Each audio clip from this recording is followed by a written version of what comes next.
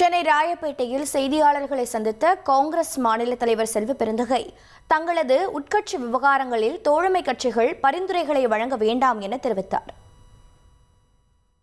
பாஜகவுக்கு ஆதரவாக யாராவது பேசினால் அந்த புகாரை எங்கள் தலைமையிடம் தெரிவித்து விட்டோம், நடவடிக்கை எடுப்பார்கள் என்று நாங்கள் முழுமையாக நம்புகிறோம்.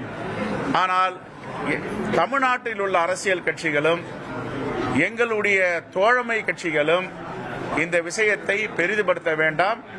உள்கட்சி விவகாரத்தில் தயவு கூர்ந்து எந்தவித பிரச்சனையும் ஏற்படுத்த வேண்டாம் என்று வேண்டுகோளை வைக்கிறேன். ஏனென்றால் ஏற்கனவே நடவடிக்கைக்கு நாங்கள் பரிந்துரை செய்துவிட்டோம்.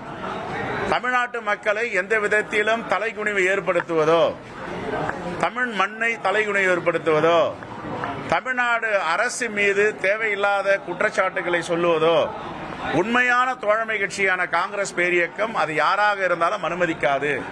அந்த வகையில் 2-3 தினங்களாக பத்திரிகையில நாங்கள் தொடர்ந்து ஊடகங்களிலே பதிவு செய்து வருகிறோம்.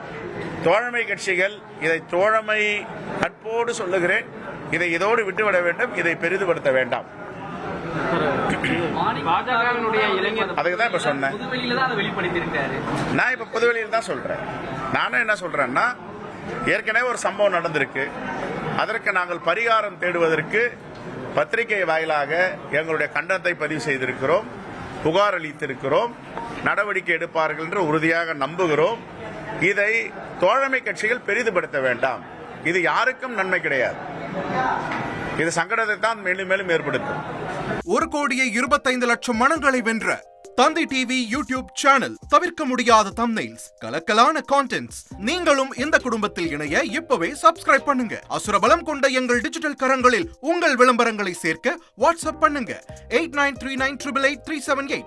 Email advttv@dttv.in.